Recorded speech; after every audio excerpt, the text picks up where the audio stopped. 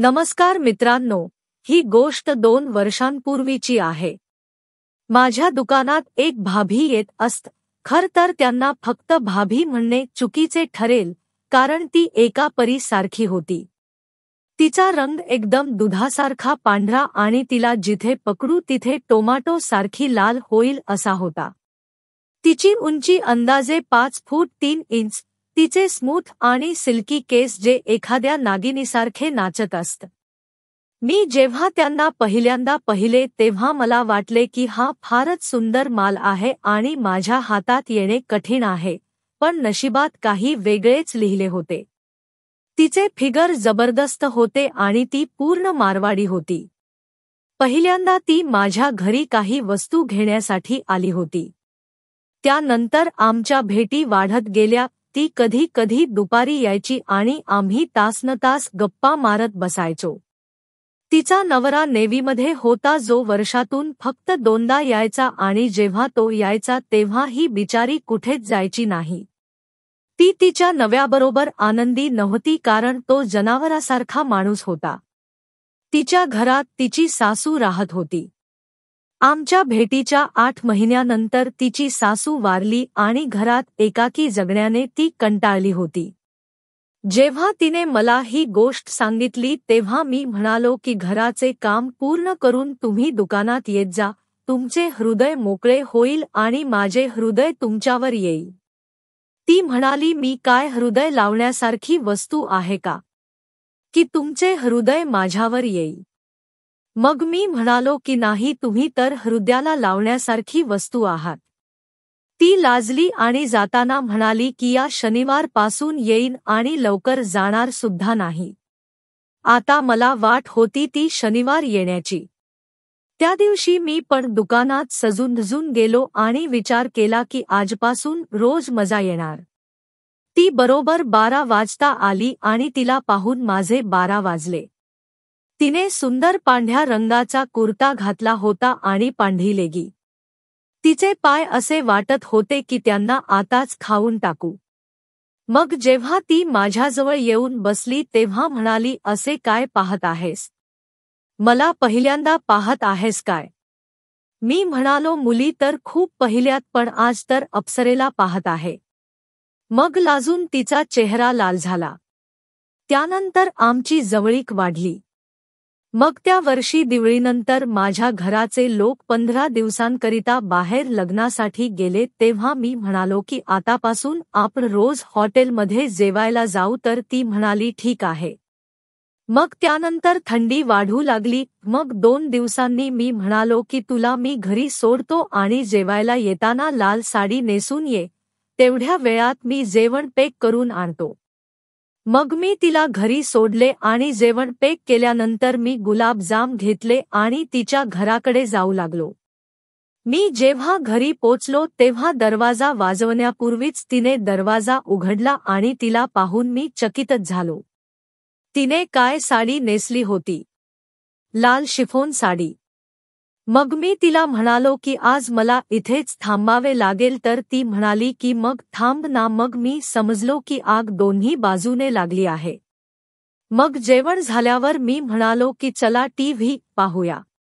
आता जवळ बसून टीव्ही बघता बघता आमची चर्चा सेक्सपर्यंत पोचली आणि ती उदास झाली. मग मी म्हणालो की काय झाले? तुझा नवरा चांगला नाही का? तर ती म्हणाली, नवरा तर चांगला आहे, पण तो वाईल्ड आहे आणि मला रोमांस पसंत आहे. त्यांनी मला आजपर्यंत कधीच किस केले नाही. हे सांगत असताना तिचे होठ फडफडू लागले आणि मी तिच्या आणखी जवळ गेलो आणि हळूच तिच्या कमरेवर हात ठेवून तिला माझ्या बाजूला ओढले आणि प्रेमाने तिच्या ओठांवर माझे ओठ ठेवले. आता ओठ ठेवताच ती माझ्या अंगावर आली आणि माझ्या ओठांना एका भुकेल्या वाघिणी सारखी चोखू लागली. मला असे वाटत होते की हे तिच्या जीवनाचे शेवटचे किस आहे. आता ओठ चोखताना मी तिला जोराने पकडून ठेवले आणि किस करतानाच तिला बेडरूममध्ये नेले आणि तिथे जाऊन तिला बेडवर झोपवले आणि प्रेमाने तिच्या साडीचा पदर बाजूला करताच तिच्या आंबेवर माझी बोटे फिरवू लागलो आणि प्रेमाने मध्ये किस पण केली. आता तिचा श्वास ट्रेन इंजिनपेक्षाही जोरात चालत होता आणि तिचे शरीर एका भट्टीसारखे तापले होते. एवढ्यात तिने माझा शर्ट पकडून मला स्वतःजवळ ओढून घेतले आणि किस करू लागली. आता मी तिला किस करत तिच्या ब्लाऊजचे हुक उघडले. तिने आत ब्रा घातली नव्हती आणि मी तिच्या आंबेंना खाली धरून हळूहळू दाबू लागलो. आता तिने माझे ओठ सोडले आणि ती सिसकारी भरू लागली. आता मी तिच्या गळ्यावर, डोळ्यावर, पूर्ण शरीरावर किस करू लागलो. तिच्या आंबेवर किस करू लागलो, त्यांना दाबू लागलो, चोकू लागलो. ती म्हणाली की आय लव्ह यू, प्लीज असे करू नको, मी शेवटपर्यंत तुझीच आहे. मी म्हणालो की तू आता माझी होऊनच जाशील. आता मी तिचे पांढरे पांढरे आंबे दाबत तिच्या मनुकावर हळूच हिसका घेतला तर ती हसत म्हणाली की एवढ्या हळू करू नको की माझा जीवच निघून जाईल. मग मी तिचे आंबे चोकू लागलो आणि खूप वेळ चोकल्यानंतर त्यांना जोराने दाबू लागलो. मग तिने उठून तिची साडी आणि पेटीकोट काढला आणि ती तिची काळी पेंटी काढू लागली. मी म्हणालो की यावर माझा हक्क आहे तर ती पुन्हा झोपली. आता मी सुद्धा माझे सर्व कपडे काढले आणि फक्त अंडरवियर घालून तिच्यावर येऊन तिच्या पोटाला चाटू लागलो आणि हळूहळू खालच्या बाजूने येत तिच्या बेंबीपर्यंत येऊन थांबलो आणि तिला चाटू लागलो. मग मी माझा हात खाली लावला तर समजले की तिच्या चिमणीतून इतके पाणी येत होते की बेडशीट ओली होऊ लागली होती. मग मी खालच्या बाजूला आलो तर मला खोडी सुचली की मी तिच्या पेंटीवरून तिच्या चिमणीला किस करत करत तिच्या मांडीला किस केली. यामुळे ती आणखी तळमळू लागली आणि म्हणाली की तू खूप घाणेरडा आहेस. मग मी तिच्या पेंटीच्या वरून किस केली तर तिची एक लांब शिट्टी वाजली. मग ती म्हणाली की खूप थंडी वाजत आहे, आता काहीतरी कर ना.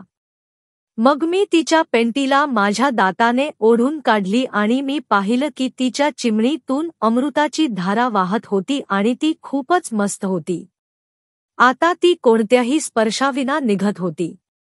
मग मी तिच्या चिमणीला किस करत माझी जीभ चिमणीत टाकली आणि प्रेमाने चाटू लागलो आणि खूप वेळ चाटल्यावर आता जुळण्याची वेळ आली होती.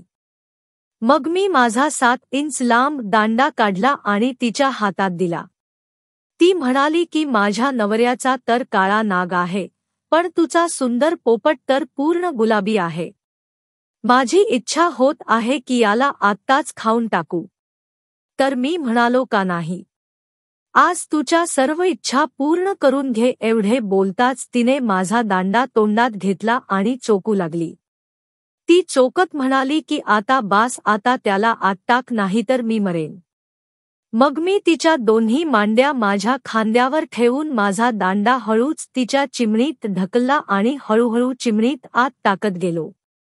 आता जसाचा तो आत जात होता तिचा श्वास हळूहळू वाढत जात होता आणि माझा दांडा सरळ तिच्या गर्भाशयात धडकला आणि तिचा जीव निघाला. आता ती बेशुद्ध सारखी झाली होती. मग मी तिला हळूहळू धक्के देत तिला खूप चोखली, चाटली.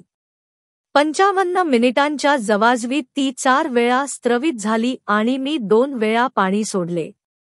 त्या रात्रीपासून आजपर्यंत आम्ही पतीपत्नी सारखे राहतो.